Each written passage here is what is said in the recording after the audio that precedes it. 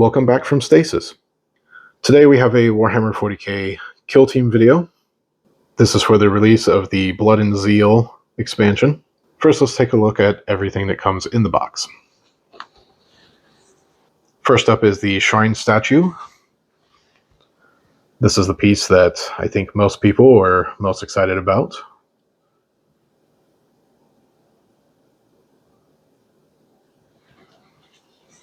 Then we have the Sanctifiers. They're on one sprue for all 11 operatives.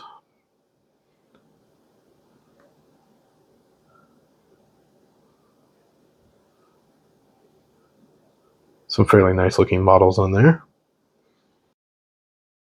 Our last models are the Goremongers. This is 8 operatives.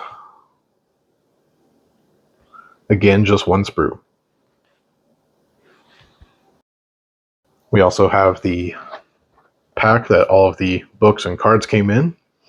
You can see that mine got particularly beat up by the sprues inside the box. Inside of there, we get the token sheet with the tokens for each individual team.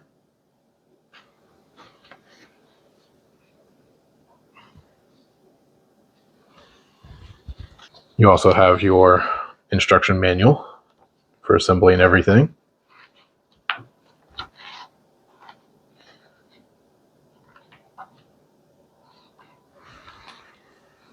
As usual in these boxes, you get the data cards for each of the teams. This box did come with one additional deck of cards, the Blood and Zeal cards that will be used in certain missions. And lastly, we get our dossier with our rules for the teams, some missions, and all of our lore. Let's take a closer look at each of the teams. Sanctifiers are an 11 model team. You get 1 Confessor, 1 Cherub, and then 9 other Sanctifiers. To note, there are 10 options on this list. Preachers are the only model that you can take more than once. There are 2 missionary entries, and there is a restriction, as each one has multiple loadouts, and each has a loadout that includes the Brazier of Holy Fire. Only one of them may take a loadout that includes that.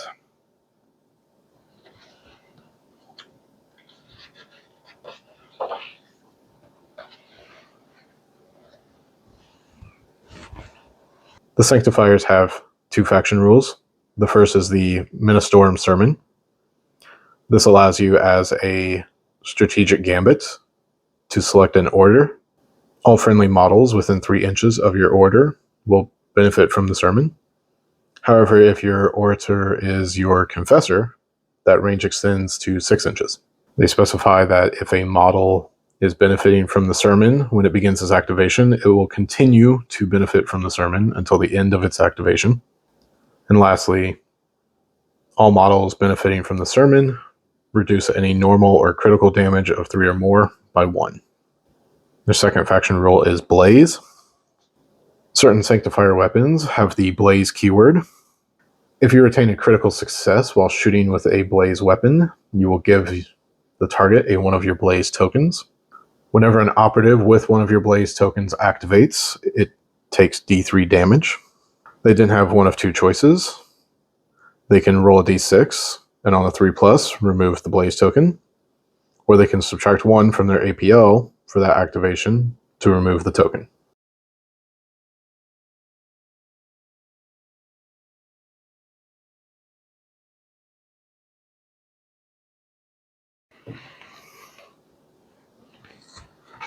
Their first strategic ploy is the Emperor Protects.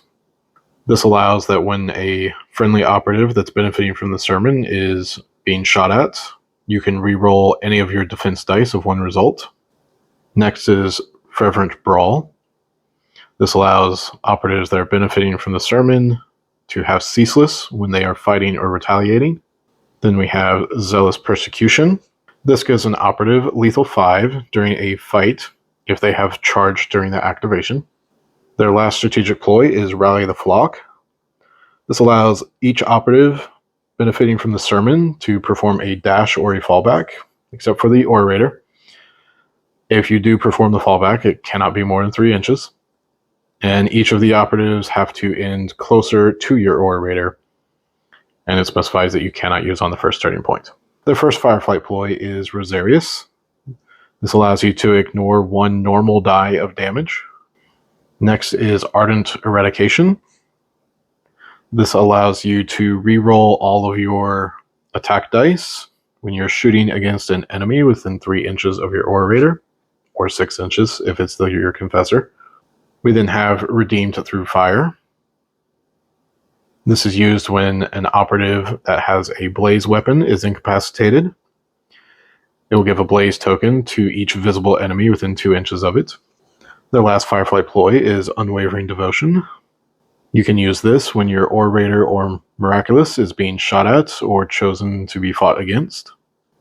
You can select a friendly operative, visible and within 3 inches, to become the valid target instead. If it's a fight action, you treat the new operative as being within control range for the duration of that action. This also has no effect if the shoot action has the blast or torrent weapon rule. It also has exclusions for who can jump in the way.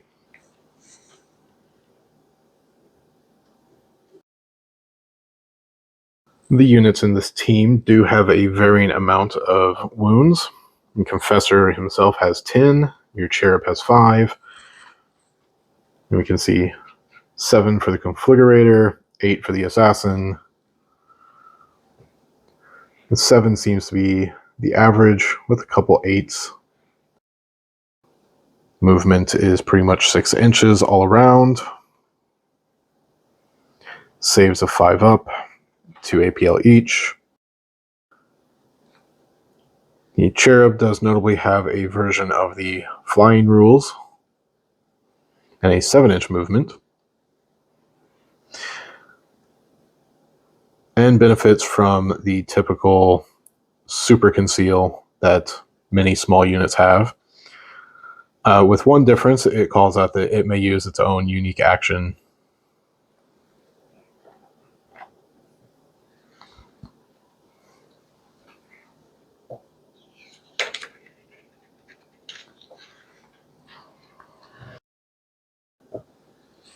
For their faction equipment, they have the Purity Seals. This allows you once per turning point when taking a shooting or fighting action, and you roll 2 or more fails, you can discard one of them to retain the other as a normal success. Next is the Ecclesiarchy Text. This allows you to roll 2d6 in the ready step of the strategy phase. If the total is less than the remaining wounds of your orator, you gain 1 CP. Notably, you can't do this in the first turning point, as this happens before you are able to do your strategic gambits and select an orator. Then we have Imperial Cult Symbols. This lets you, once per turning point, when one of your operatives is benefiting from the sermon is being shot at, when you collect your defense dice, you can change one of the attacker's critical successes into a normal success. This is after they have retained it, so any effects such as devastating wounds will have gone off. The last is the Sanctification Orbs. This allows any unit other than the Cherub, Assassin, or Miraculous to use the Sanctification Orb action once per turning point. The Sanctification Orb action allows you to choose an enemy visible and within 6 inches. It and each other enemy within 1 inch of it must take a Douse test. They'll simply roll a d6, and on 3+, they gain one of your Douse tokens. From then on, whenever one of your operatives with a blaze weapon is shooting an enemy operative with a Douse token, that weapon also gains Seek. Not Seek Light, but full Seek. After you have shot a doused enemy with a blaze weapon, you will remove the Douse token, regardless of whether or not the Seek rule was actually used. Moving on to the Goremongers.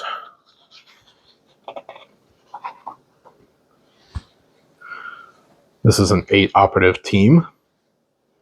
You have your Blood Herald and 7 others.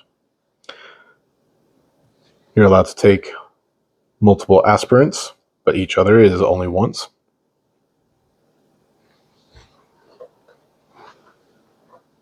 They have 3 listed faction rules, however 2 of them are very closely tied together. Their first faction rule is the Runes of Khorne. This means that a Goremonger cannot lose more than 8 wounds from a shooting attack. Their next faction rule is the Gore Tanks. Each Goremonger has a Gore tank that will start at half full. There are 3 states for the Gore tanks: empty, half, and full. When a Goremonger incapacitates an operative within its control range, or visible to and within 2 inches of it, you can increase its Gore tank by 1 level. The last part of the Gore tank rolls into the last faction rule they have of Sanguivate. Sanguivate allows the Goremongers to use levels of their Gore tank for various effects. There's a whole list here. They describe when they can be used. Most are during an activation, and then their provided effect. A good example of how powerful these abilities can be is the Rejuvenate, which is that they can do on their activation or a counter action before or after it performs an action. It will recover 2d3 wounds. Onto their ploys. Their first strategic ploy is the Enhanced Violence. This gives Goremongers with a half-full tank the Balanced Weapon rule, and those with a full tank the Relentless Weapon rule. Then we have Augmented Endurance. This is for when a Goremonger is being shot at. If their tank is half full, you may reroll 1 defense die. If it is full, you may reroll any defense dice. We then have Gory Tenacity. This is for when a Goremonger is fighting or retaliating. The first time the opponent strikes it during that sequence, you will half the damage. Lastly, we have Hunt for Blood. This allows you to choose a Goremonger operative and perform a free charge action, but no more than 3 inches. You can select an operative that had a conceal order and change it to engage. So this allows you to charge during the strategic phase. For Firefight ploys, Unbridled Aggression allows a Goremonger that charges and then fights to have the Severe Weapon rule. Gore Thirst allows you to counteract with a operative that has a conceal order. However, if you wish to do any actions that require it to be on engage, you must switch it to engage. Destructive Demise is for when one of your operatives is incapacitated. You'll choose one enemy within control range and deal d3 damage to it. This will be increased by +1 if the Gore tank is half full, or +2 if it's full. Lastly, we have Lacerate Flesh. This allows you to give a charge to the Goremonger's tank when you activate them, or counteract with them, but you will decrease it at the end of that activation. If you cannot decrease it, you will inflict d3 damage on your operative. So hopefully that will give you the boost needed to eliminate an enemy operative and gain some gore. For the operatives themselves,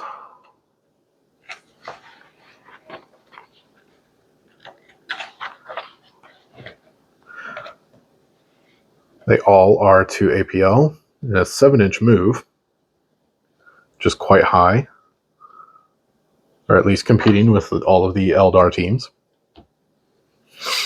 They all have a 5+ save and 10 health, except for the leader, who has 11.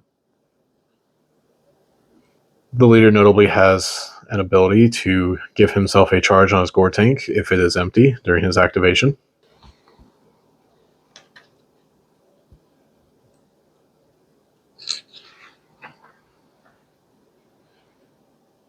Most are very focused on melee. There's limited ranged options.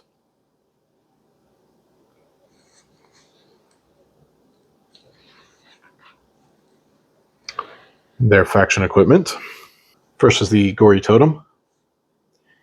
Before the battle, you can set up a Gory Totem wholly within your territory, Whenever an enemy within 3 inches of your gory totem is shooting, fighting, or retaliating, they cannot re-roll attack dice. Similar to the totem is the Bloody Cadaver. Before the battle, you'll set up your Bloody Cadaver wholly in your territory. Notably, both these tokens can be within 2 inches of each other, but not other terrain. Your operatives may perform the pickup marker action on this marker. In the ready step of the strategy phase, you can increase your gore tank if you control the marker. Chaos Sigil allows you to reduce the piercing weapon roll by 1 once per turning point. The last faction equipment is Wrist Chains, which allows a Goremonger to perform a shoot action with a melee weapon if it is on the list of Chain Blade, Chain Glaive, Great Chain Axe, or Pick Rippers. It will have a 2-inch range, and it does ignore the brutal weapon rule. The mission in this box will make use of the Blood and Zeal cards that came with it.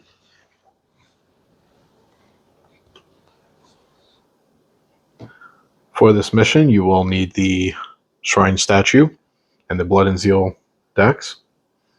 They recommend that you use a simpler rule set. They suggest if you're playing with the approved ops cards, you perhaps do not use TAC ops. The rules for how to use the Blood and Zeal cards. You'll lay out cards, and when you draw one, you'll choose one of the 3 available to take, and then replace it. Each player will draw 1 card in the ready step of the strategic phase. They will also draw 1 card for each victory point scored by their opponent. Blood cards tend to be more offensive, such as this blood card, which gives +3 damage to a shot, or the reroll attack dice. Zeal cards tend to be more defensive, such as the max defense, which treats all of your defense dice as normal successes, or the healed 3d3. In addition, the player with the most Zeal cards discarded will earn 1 victory point, and the player with the most blood cards discarded will earn 1 victory point. This does mean you will need to use the cards in order to earn victory points for them. As for the Shrine Statue, it will be deployed at the beginning of the battle in the center of the map, or at least on the center line. It has 2 actions. The first is the Praise/Blaspheme. Allows you to shuffle 1 card from your hand or 2 from your discard pile into the respective deck to draw a card. Hallow/Defile allows you to draw 1 card. However, there can only be 1 Hallow/Defile action in the turning point. In addition to these actions, if you control the shrine when you draw a card, you may look at 1 face-down card and then either draw that card or a different card. However, you will only look at the 1 face-down card. Overall, the new game mode looks interesting. Both teams show promise. That will be all for this time. Until the next time, enjoy your stasis.